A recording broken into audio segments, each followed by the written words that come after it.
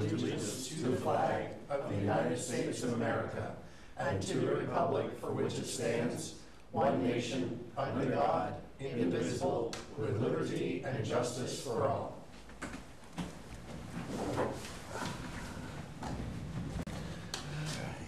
We'll now call this meeting of the Fairfield Town Council to order.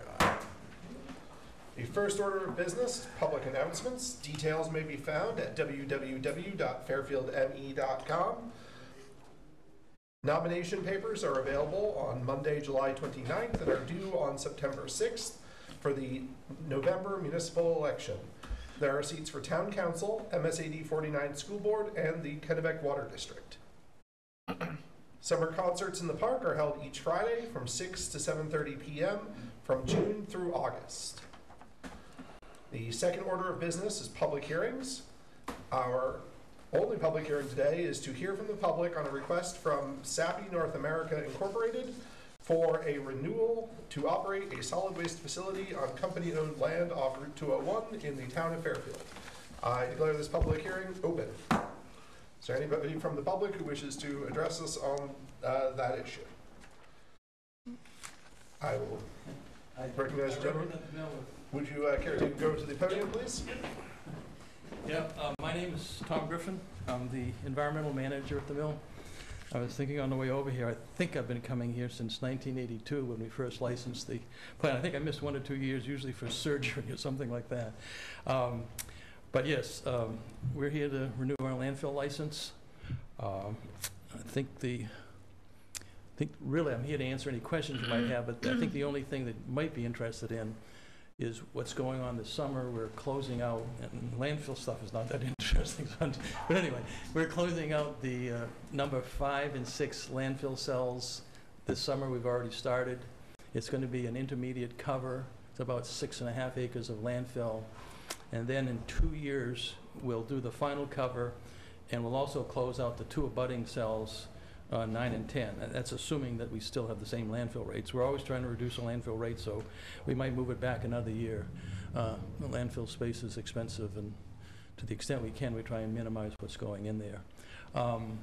Cells 1 through 4, 7 and 8, they're on the west side of the landfill. They've all been closed out. With the closure of and numbers, I don't know if you're talking about paper machines and numbers on paper machines. It's the same thing with the landfill. They make a lot of sense when you're building them, 1, 2, 3, 4, but when you're closing them out, it's crazy. So 1 through 4, 7, and 8 are closed. 5 and 6 are closing now. 9 and 10 will close in 2021. And then we have 2 cells that are open now that are, one is number 11 cell. That is still partially full. It's probably got another year's worth of life. And then number 12 cell has been built, and we've just started filling. We've covered the bottom of it to prevent frost from getting into the liner material in the bottom and disturbing that. So we will still have 2 active cells after 21, and then we are licensed for, but haven't constructed, cells 13 and 14, and that's all we're licensed for at this time. We expect the life to be something on the order of 20 years, 22 years, what we've got now. Again, it depends on what happens in terms of how much bark we burn and how much gas we burn. That's usually the biggest issue. If we're burning gas, we don't generate any ash. But if you're burning bark, when you burn wood, there's a fair amount of ash with it. The material going into the landfill is about 50% ash. There's some wastewater treatment plant sludges and then a small amount of lime mud and some other small materials. I think that's all the spit I have on that.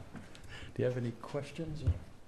You answered my question, because I'm new to the council, and it's the first time I know of this. You answered the first question, what's going into the landfill. Second question is, how far are you testing any leakage on the landfill? Yeah, what we do for leakage on the landfill is we have 27 monitoring wells around the landfill, and there's a bunch of them that are up gradient and a bunch of down gradient. So the water flow is up gradient to down gradient. So you compare the down gradient wells with the up gradient wells to see if there's any changes in the groundwater. And so we do that continuously. We do it a couple times a year, send the data into DEP. They analyze it at the end of the year, send us a report. Our consultant analyzes it at the end of the year. So that part of the landfill is in good shape. Okay. Yeah. How far from the Kennebec? How far is from the national body of water? Probably a half a mile. Okay.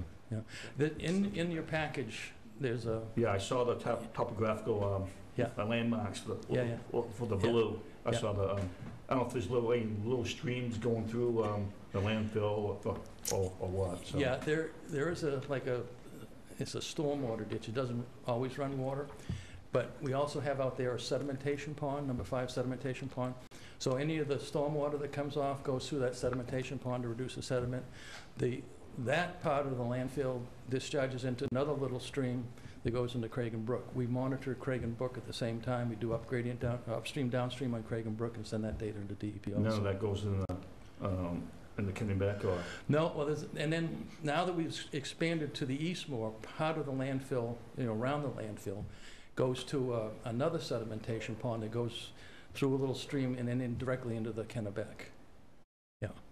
But is that monitored for any leakage or just in case? We test that, I think, on a quarterly basis. Okay. Yeah. Is that not the Sebastopol River?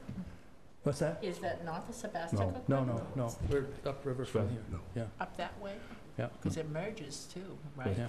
Especially because something will higher. Okay. Yeah. And so you know, the way the landfills are designed is any rainwater that hits open landfill where the material is, that rainwater comes off the side and goes along, there's an impoundment there, there's a dike wall, and the rainwater goes into that collection system and goes into the leachate collection system. Mm-hmm. So rainwater now will go into our leachate collection system and go into our waste treatment plant. When a cell gets closed out, then the material goes all the way over that dike, and then rainwater is shed to the Any bedrock? stormwater collection system. Excuse me? Any bedrock or any? Oh, No, just surface water. Okay. Yep. Okay. Yep. That's all our questions I have. That answer your questions? Yes, Yep. thank you. Are there any further questions for the speaker? Seeing none, thank you. Thank you. If anybody else has any comments they'd like to make during this public hearing, please approach the podium. Seeing none, I will declare this public hearing to be closed.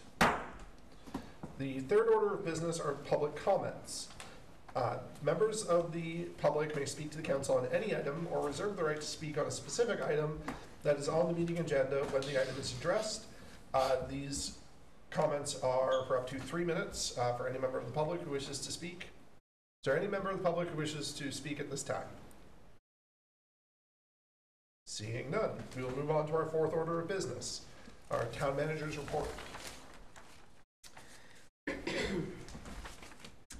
I did send an email to council yesterday regarding retired fire captain Jim Lane's memorial service. That will be Sunday, August 18th at 1 p.m. at Thomas College. Our fire department as well as our police department will be participating in the family, so they've been coordinating all of that. Also, you will have noted, hopefully you noticed that there was a post that did go to our Facebook page regarding flag etiquette.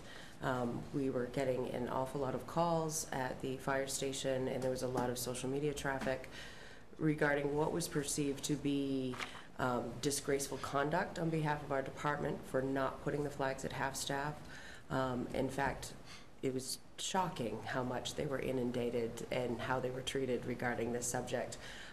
So it did prompt the Facebook post, so that hopefully that traffic will die down and people will understand that it is not the municipality that gets to make that call as to whether or not a flag is lowered to half-staff or not. And we are waiting to hear from the governor. They're hoping that we will get permission to do half-staff for the date of internment. So just so folks are brought up to date on that. And then also, at the end of July, the 29th through the 31st, the auditors were at the town office working on our 2018-19 audit. All seems to be going well with that. On August 5th, the town's attorney, Mr. Lee, and the code enforcement officer, the fire chief, and myself did attend our first court appearance regarding Robert Dale and his property on the Skowhegan Road. Attorney Lee was going to be here tonight to give you an update at the end of the meeting, but something has come up and he's going to need to reschedule, so that will be postponed to your next meeting. The first court appearance went well. We have a new date in September to return.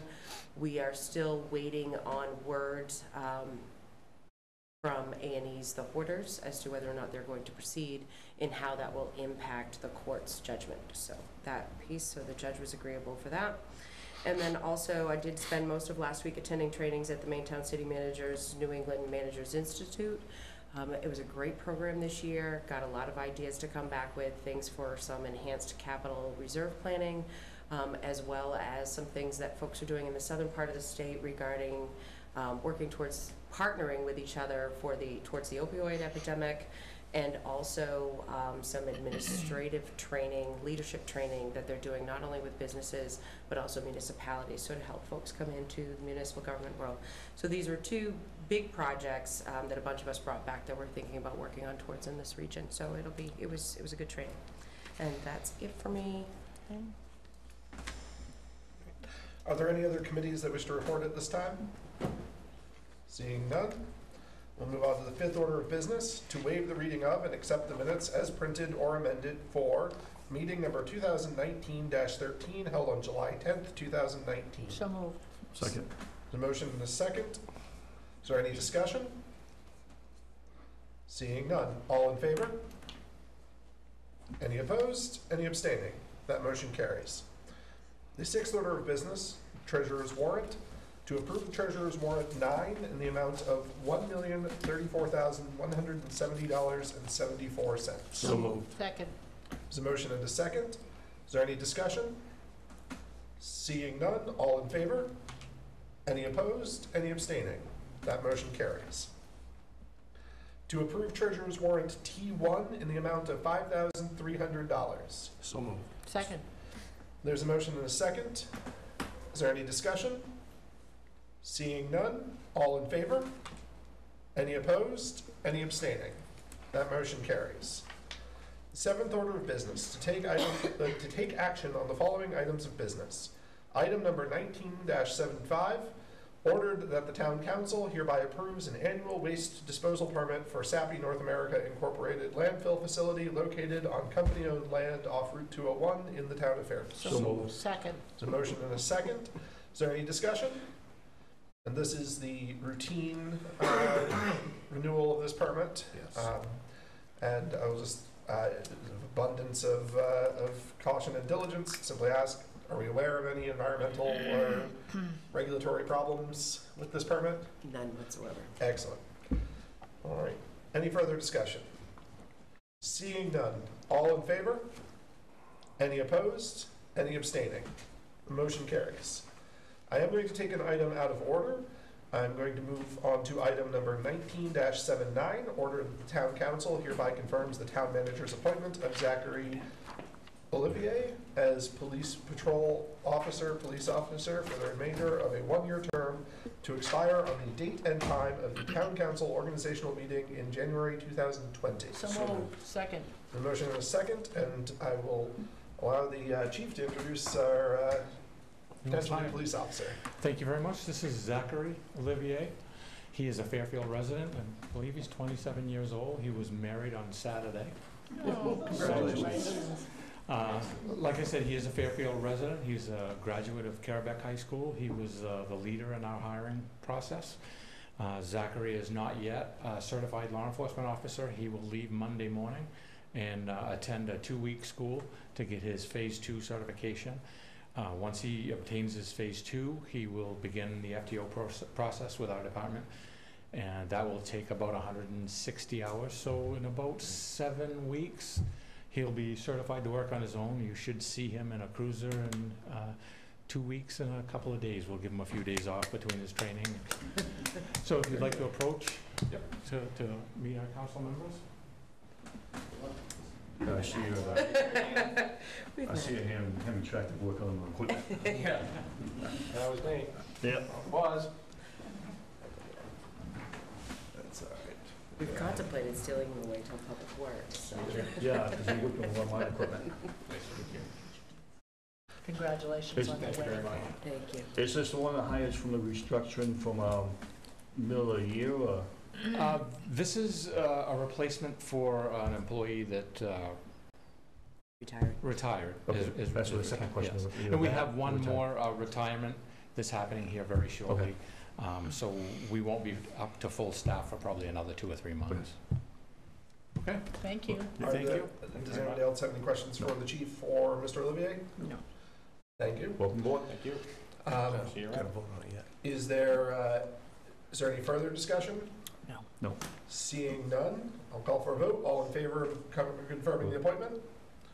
Any opposed? Any abstaining? That carries. Congratulations. Welcome Thank you very aboard. much. Thank Welcome. Okay, so that's done. I'll now move on to item number 19-76. Order that the town council hereby considers applicants for appointment to fill 3 MSAD 49 school board vacancies for a term set to expire on Election Day, November 5th, 2019. So moved. Second. So motion and a second. There's no content to that motion or second, but I will take it as sufficient to begin a discussion subject to further amendments.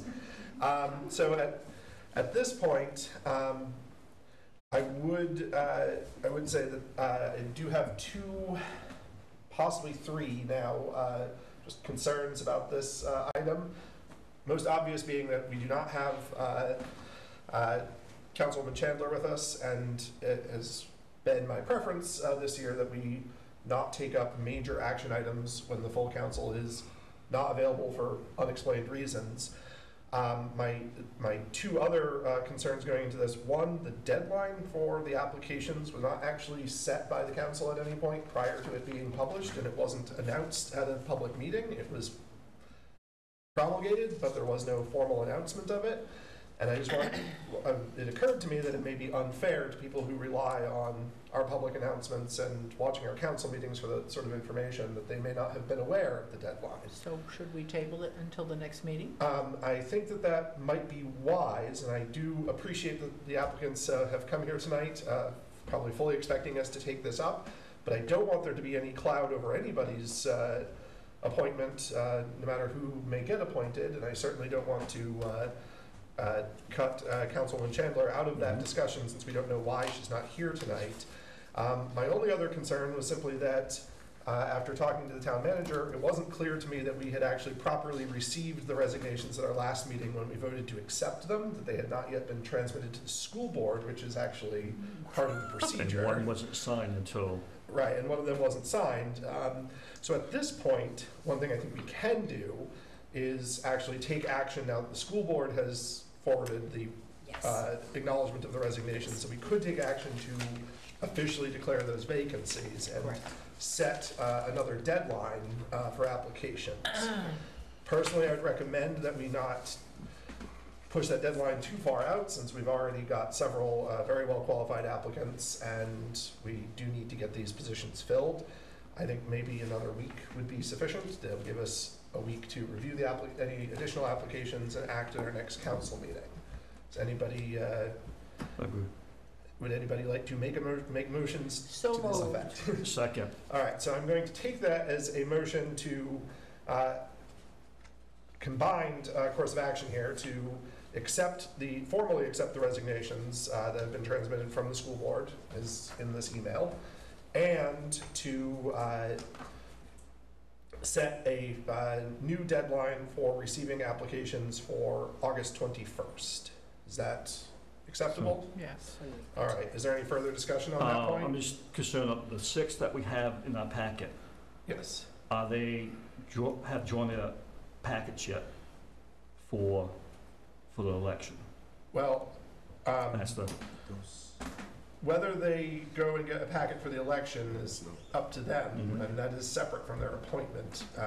That's an issue that we're going to discuss in our workshop, how that's actually going to work, Okay. which is another minor hiccup, but one that our hands are tied as to how it turns out, which is, of course, that, as will be discussed later, the charter's wording as to the appointment of school board members, frankly, just doesn't comport with the statute, and I believe we are ultimately going to be bound to follow the statute. So these appointments will only be until the election.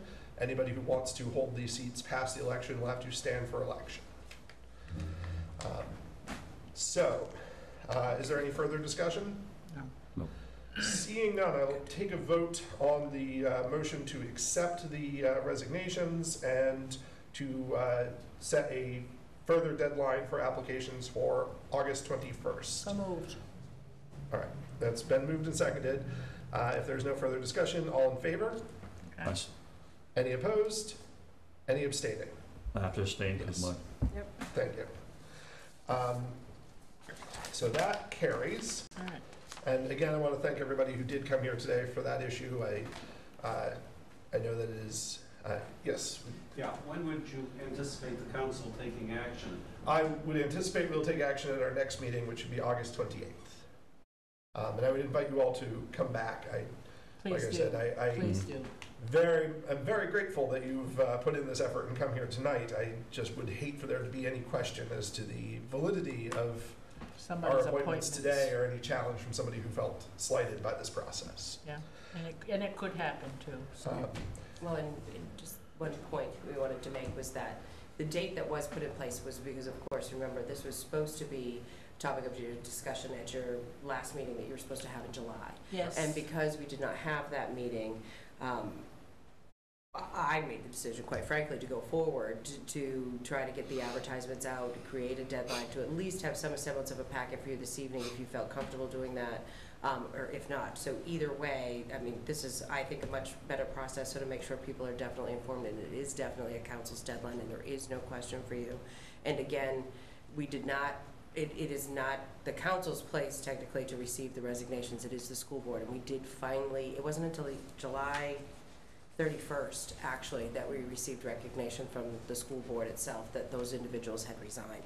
So even if you had set something at your meeting at the end of July, we technically didn't have the paperwork that we needed to even do that under the law. So this has been a great learning process for all of us. Hopefully we never have to use it again, but we now know. That's good.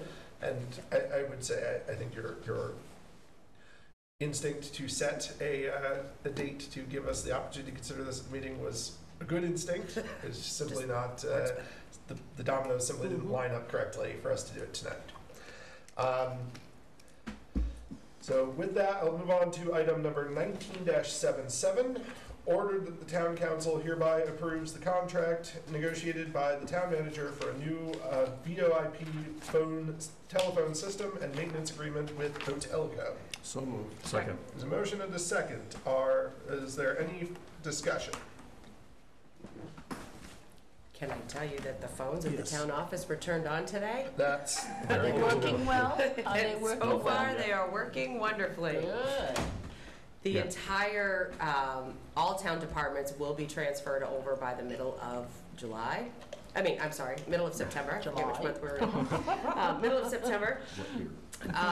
In the grand scheme of things, we do believe that this change will actually save us money with the Good. departments. That's good. It's also led to a great deal of investigation by a large number of people over the last couple of weeks as to exactly where do all of our phone lines go, what are they connected to, what do we need, what do we have too many of, what do we don't need, what are going to places that we really didn't know where they were going to. So that's all gonna get cleaned up and it's gonna get fixed, and it's good. We're excited.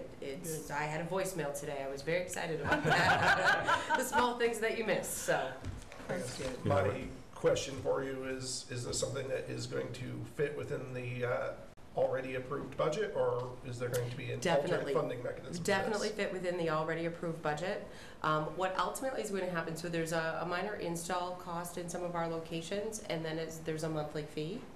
Right now, the monthly fees, as of right this minute, is it's $573 more a year than what we're currently budgeting towards phones.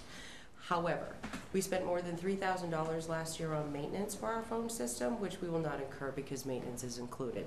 So really, it's a matter of one line may be higher than another line, but definitely will fit within the bottom line. And that $570 actually is knowing that every existing current copper line that we have stays in existence. And with the work that Hotelco has done in the last couple of weeks, we realized that there's a number of those copper lines that we can remove. And for every one that we remove, we save $27 a month. That's good. So there's actually some of these departments that will save even more money than what we had originally projected. And what it also does is the library was never under this umbrella of all of our entire phone system and being able to be networked with extensions of voicemails. This now includes the library in that process. That's good. It also brings the television station into the fold at a much better level. Good. Does quite a few different things, so Good. it's good. Good. It's very good. Very good. Any further discussion? Nope. Seeing none, all in favor? Any opposed? Any abstaining? That carries. Item number 1978, order that the town council hereby approves the 2019-2020,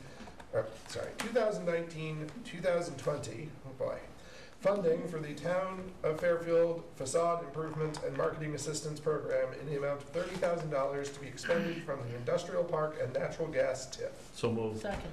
So motion and a second. Is there any discussion?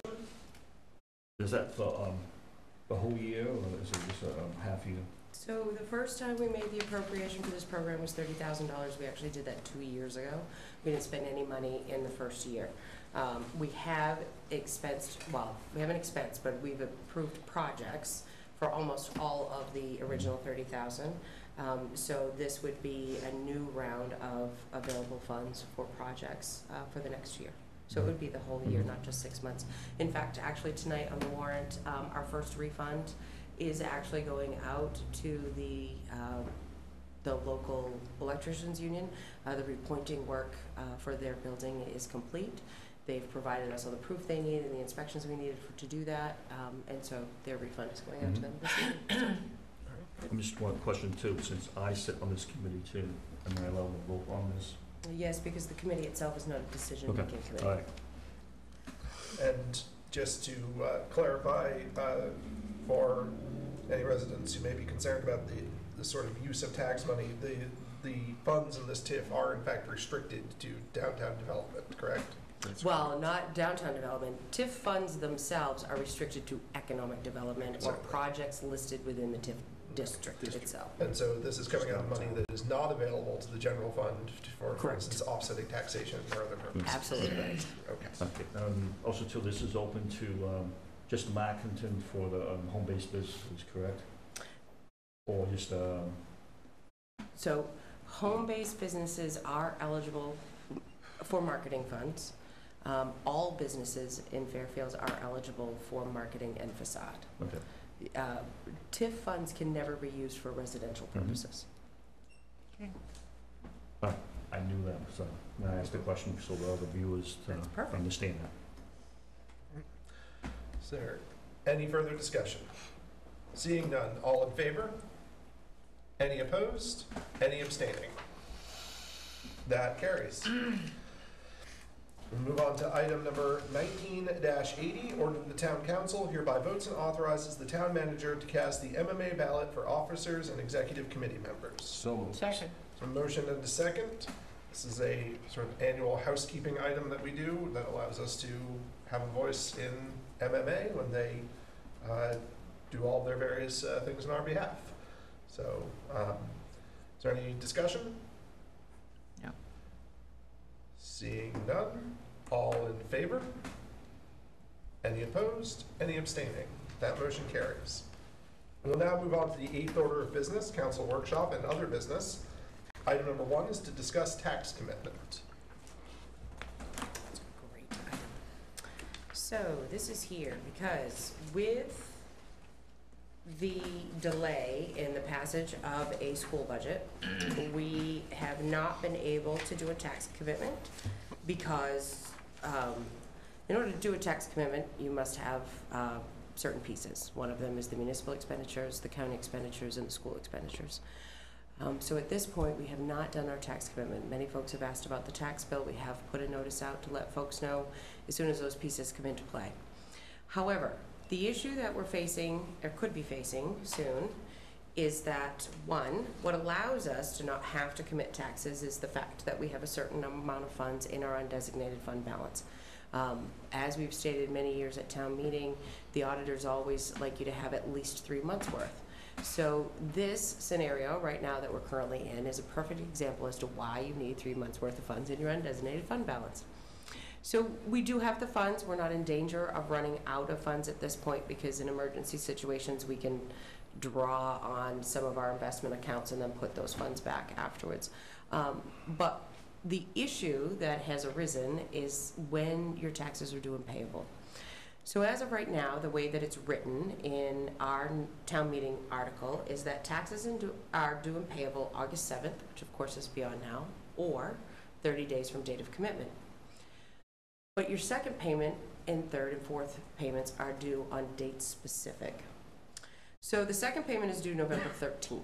So you would need to ask, what I've been asking myself is, how much time do we want to have residents, give residents between tax payments, first and second? How much time would you like them to have their tax bills in advance? There is no rule, there is no law. In fact, there is no law that even says you have to send a tax bill, but we do have to commit taxes in order for bills to be generated. So what we've been looking at is that if we were to commit taxes on September 16th at the very latest, which is the Monday after the school board referendum election, which is on September 12th, we could give folks roughly 30 days in between and having the first payment due October 16th and the second payment being due November 13th. It's almost a month in between the two. In order for us to wait until after the election and commit taxes on Monday, the town council would need to have a special council meeting, because only the council can declare how much money you want to use from the undesignated fund to offset taxes. We voted at town meeting to use up to $400,000. So that's the max that you could use. So you have a couple options. One, we can discuss it in further detail and give you some estimates at your next meeting based upon what this new budget looks like, and you can decide at your first meeting in September that you want to use a specific number regardless of what happens with the budget. You can decide to wait until if the budget fails and go even further and know that there's a chance that your first payment may be due after your second payment, depending on the notice time frame you give. There's a bunch of different scenarios. We're kind of in uncharted waters here as to how this is going to work. So you thought being the first meeting in August is a perfect opportunity for you to discuss this. We can ask questions about this, do some more research on it if we need to. As of right now, if you were to commit taxes today, what you would be using is the current interim warrant that we received from the school, which is the higher amount that was passed at their last budget meeting, which is roughly $355,000 more than what we paid them last year. So it is the higher amount that actually just failed at the referendum election. I even talked to the Department of Education. I don't understand why it works that way, but that's the way the law is written. So if the next budget meeting, if the budget that the school passes is less, then you can use that number for the commitment, but then you run the risk if it passes and then it's not enough. So there's a bunch of dynamics that go along with this. There's two scenarios too. For the taxpayers that don't have a mortgage, they're paying it right from their pocket. The second scenario is out of that mortgage, because the escrow is being paid already. Right. So that's two scenarios we have right now. Right. A lot of us fit in that second scenario. Well, I'm concerned about the first scenario, since I saw on the report on how much liens went out already. It might be more. So. Well, I mean, I think that one thing that's important that people know is whether or not they get a tax bill in the next month or so. Those taxes will eventually be due. If you're saving up for your taxes, Right. you should keep saving for your taxes, because you are going to have to pay them. Because the mortgage company right now is still using last year's totals. And Until they receive the new one, if it's more, their score might be more at the end. And that's, I think that, that is, tax certainty is certainly a goal, but unfortunately, it's not a goal that we Right. can Correct. today or Correct. even at our next meeting thought make you were happen. I personally, I'd be inclined to think that we should try right now to keep all of our options on the table, and I would like to see the analysis of various scenarios and using different levels of undesignated fund and some likely scenarios for how that's going to look for an ultimate commitment. I would note that my understanding from reading the newspaper is that the next budget that's going to go to a budget meeting is significantly less than the one that we would be committing on if we committed today. Correct. So I wouldn't think that it would be prudent at this point to commit based on a budget that we know is substantially larger than. Because they had their second workshop Monday night. They had the first one a week ago for that, because I attended that first one. So I mean, at this point, I would be, I would be hesitant to say let's commit based on a very, very large budget and then end up in the situation where, you know, as you previously described, where we over collect and then next year we have a unexpected and frankly false decrease in our rate of taxation, or we simply do what government is incredibly good at, which is find uses for money we're already collecting at the level we're collecting it. And I don't think that serves our residents well to budget, to assess collect their taxes in a vacuum. I think that ultimately is either going to lead to incredible tax uncertainty and then severe underwithholdings in the third year of this debacle, in which case people are going to be shocked by the bills that they get, or it's going to lead to, frankly, an untoward expansion of government that is totally unnecessary. And those exact scenarios also go directly into what Peter said with mortgages, because people's mortgages will bounce up and down. If you have an extreme high right now, and then a big low, an extreme low next year because of the surplus we collected that goes to it, and then you have to jump right back up. So that is literally 3 years worth of mortgage uncertainty for people, and that I think if it would be prudent for you to wait till we can get somewhere where we think it's a little bit more stable. It's just, I want you to be aware of the fact that if this budget does not pass again at this next one, we are kind of at a tipping point where we're going to have to do something. But we'll work some scenarios for you, get them to you, you'll be able to see them, we'll work through them, talk about them. One of the good things is for the municipality's purposes and the town's budget impact on the mill rate, our revenue sharing is up over the last couple of years. It's quite a bit higher than what we've had before in the past. It's roughly an additional $250,000. So that's good. So that will help. It's just a matter of how much are we going to use and take from that undesignated fund balance. So, okay, good. We can work that stuff up for you and you have it at your next meeting. Okay, thank you. The next item is to discuss Charter Amendment, Article 3, Section 304B, public hearing and ballot question. All right. My paperwork is everywhere this evening. So, because of everything that has happened with our charter that's come up with the school board piece, and we have now realized that state law does trump what our charter says, in which we cannot appoint school board members for the remainder of the term, but only until the next municipal election, at such time that they will run for those positions like you would in any election. And it is in conflict with our charter's current wording. The town council does have the authority under law to actually do an amendment to the charter when just such an occasion happens. And I had the statute when I left the office, and I apologize because I'm not seeing it right now. But anyway, we do have that authority, so what it would take would be a simple public hearing. The change, the law dictates that it needs to be very specific. The wording is done very specific to just exactly what it is that you're looking to change and no more. It has to be a specific topic. There we go. There it is, right there. So, municipal officers may determine that amendments to the municipal charter should be considered and by order provide for notice and hearing on them in the same manner as provided in other sections. Within 7 days after the hearing, the municipal officers may order the proposed amendment to be placed on a ballot at the next regular municipal election, held at least 30 days after the order is passed. So basically what we'd want to do is do a public hearing on this one article, what the article change would be, and then you would order that the ballots be drafted so that we can include it with the November election. And that would just simply be to correct the fact that the appointments will now be done in keeping with the state statute, and that wording change would be put in there. So you change to this word and saying expired terms rather than... Yes. So we would So get that's rid by- of the expired terms piece, and then it would go by state statute, yeah.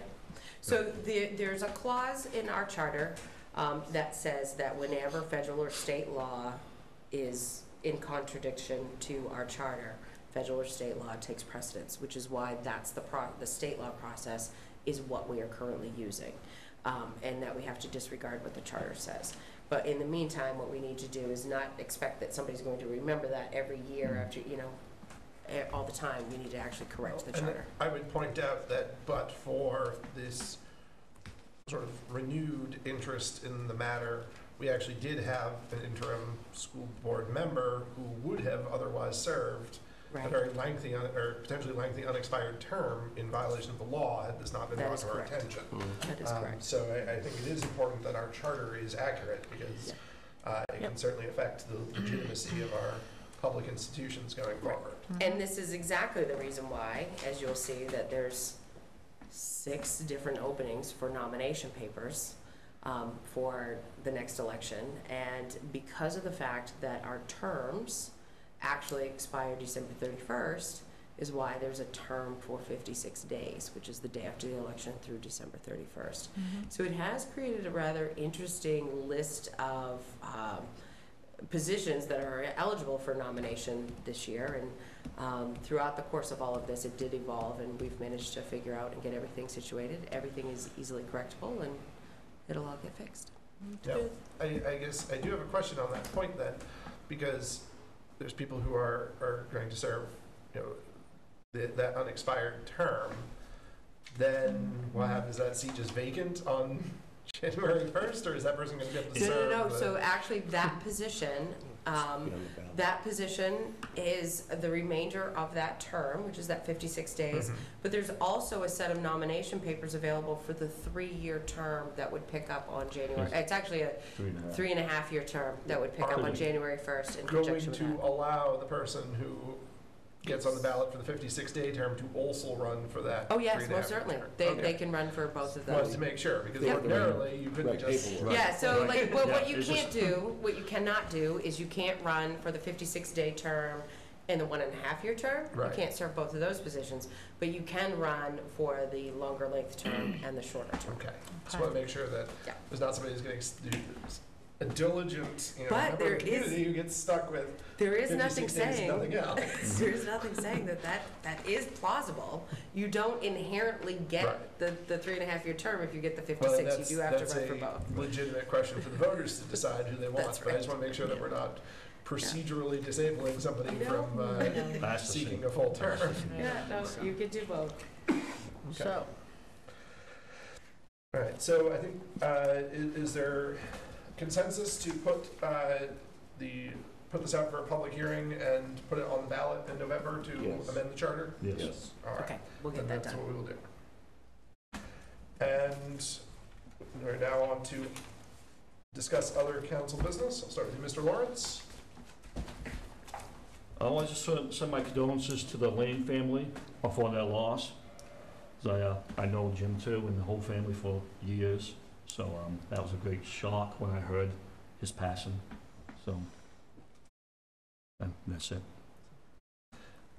Mr. Bashadi? Yeah, I would echo Mr. Lawrence's I do as well, but I have others. sincerity. And I'd also like to point out, too, that I think, in looking over all his paperwork and everything, I think Stu McKinley looks very good for being 100 years old. Oh, yeah, I mentioned that. I saw that other day, too, saying, no, he's not 100 years old. He must be only 80 years old. I knew I was going to take harassment. Okay. That's all I've got. Do I have the floor? Ms. Busk? Okay, well, I'm happy to be here tonight, and I really wasn't going to do this tonight, but I think it's pertinent that I probably do so. I'm here, and only by the grace of God. This is going to be very difficult for me, so you're going to have to bear with me here for a few minutes. I will be finishing out my term as town councilwoman until January, and after that I will not be running for another term due to circumstances beyond my control. And I would like to say to the residents here in Fairfield that it's been a privilege and an honor to serve everyone that is here and in Fairfield, and it's been a privilege and an honor to serve with everybody here on the town council. But I think that perhaps I need to move on. Not something that I can control, but it's something that needs to be done. So after January, I will be saying goodbye. So that's all I wanted to say. Thank you. Thank you, and thank you for the time you put in serving on the council, and look forward to continue serving with you for the rest of this term. I would like to echo everybody's sentiment, condolences to Mr. Lane's family. It's always very sad when we lose a member of our community, and so especially somebody who's served our community as well and as long as he had. I do want to just follow up very quickly on the issue of the communications that were directed towards some members of town staff with respect to the flag issue. I appreciate people's passion in making sure that things are handled correctly. I do want to emphasize that our town staff does undertake their professional obligations very seriously, particularly with respect to how they handle important symbols like our flag. They are never going to seek to dishonor our flag or the symbols of our country, and I would very much like to encourage residents, if they have concerns, to address them in a civil and productive manner with town staff, and not to assume bad intent, because oftentimes the explanations are a little bit more complicated than you might expect. So please, in interacting with town staff, even on issues which you feel passionately, try and exercise a modicum of civility. With that, the next regular meeting of the Town Council will be on Wednesday, August 28th, 2019. At this time, the council will recess and sign all documents that require signature of council members. Do I have a motion to recess? So moved. Second. There's a motion and a second. If there's no opposition, we are at recess.